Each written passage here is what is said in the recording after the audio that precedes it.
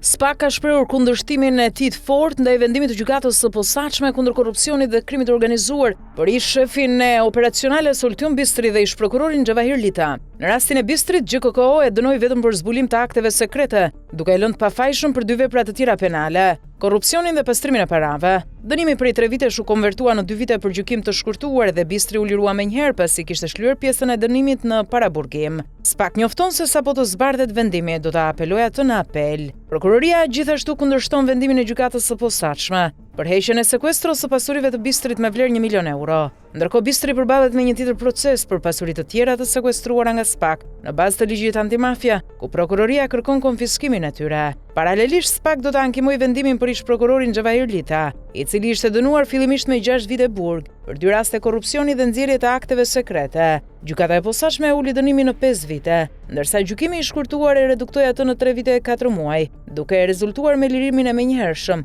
pasi Lita kishte kaluar kohën e paraburgimit. Ky zhvillim tregon për plasjen e fortë me SPAK-ut dhe GKO-s mbi mënyrën e trajtimit të rasteve të korrupsionit dhe pastrimit të parave, duke theksuar angazhimin e prokurorisë për të kërkuar dënime më trepta dhe rivlerësimin e konfiskimeve të pasurive të dyshuara.